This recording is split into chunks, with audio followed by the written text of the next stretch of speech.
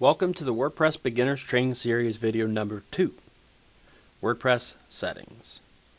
There are many settings inside WordPress that could make you become cross-eyed. However, I'm not going to go through them all today. I'm just going to touch on a few of them that you should be aware of.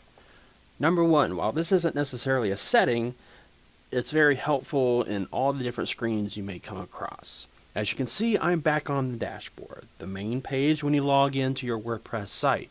Now, if you look up to the top right, you should see Screen Options and Help.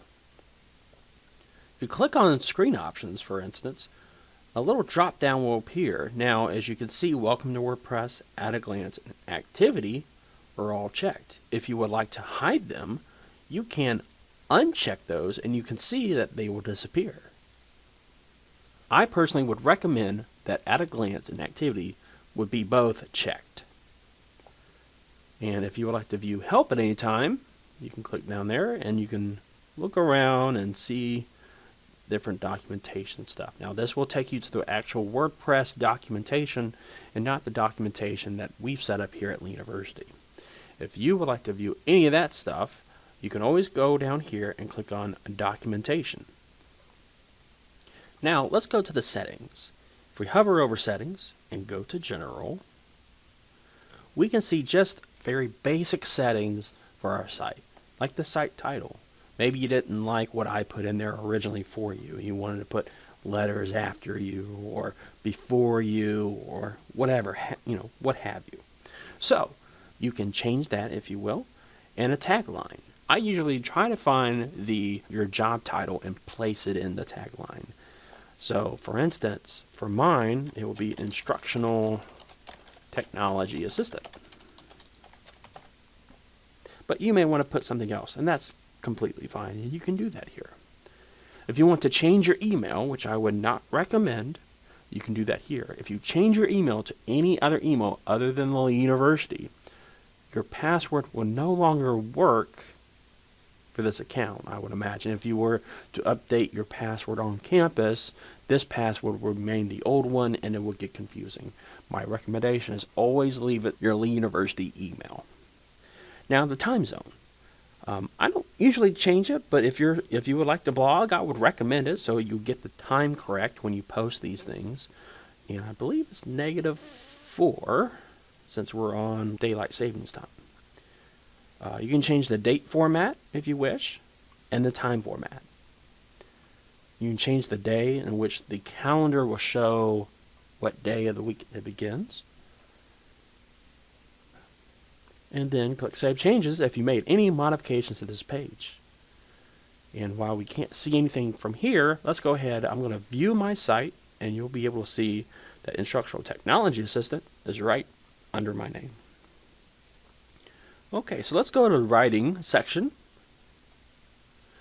and really have nothing here to change. I would always recommend this being checked, and if you want to put in some HTML code, you can do that here and make sure that's checked so the text editor doesn't override it. And then click Save Changes if you change anything. Let's go to reading. Now this is a very interesting page. I have set up a static home page for you, meaning a page that I created from this menu here. And it's just home, it's just basic information. If you want to have your latest blog post as your home page, you would check this and then Save Changes at the bottom. This will only display your blog posts, okay? Now in different themes that you may use, and that's the different templates here in WordPress, they're called themes. And the different themes, this might not work. There's more functionality in some of the themes than others, but the theme, the basic theme I have active here, I'm just going to leave as the static page, and I have a page I created named blog that I have the blog post running through.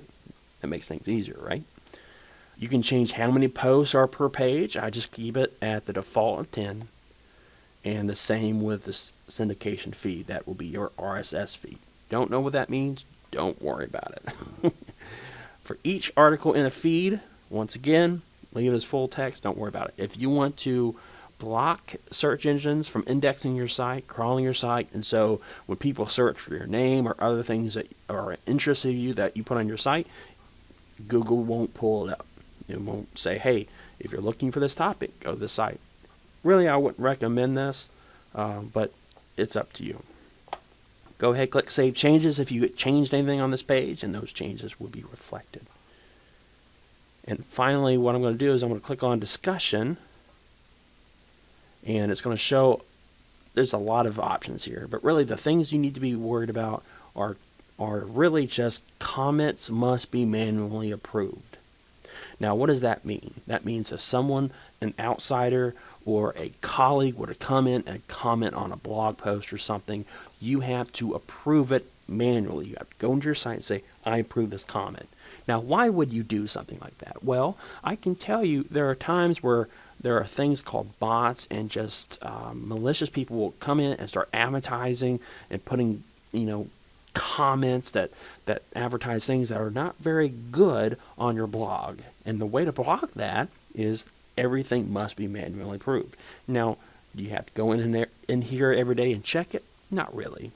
You can come in here once a week, once a month, once a semester, and mass approve or block people who post these discussions that make no sense or have nothing to do with your your blog post.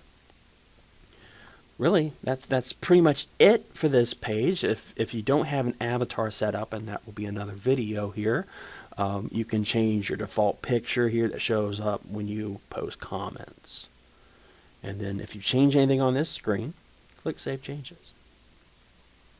Now, I said finally before, but the last thing I want to click on is permalinks. And what that means is the links that appear right here. I have it set to day and name, but I want to change it. If you post blogs, again, you don't have to, but if you do post blogs, I would recommend not to have it day and name, but instead have it month and name. And now, why would you do that? Well, let's say you blog like twice a month. You don't need to have it where it's searchable by day. By month is fine. And then obviously by year as well, but month and name is perfectly fine. So go ahead and click on month and name and click Save Changes. Changes will be stuck at that point, and then you're good. In this video, I showed you a number of WordPress settings. If you have any trouble or like to know a little bit more about WordPress settings, feel free to set up a training session with the CTE technology staff.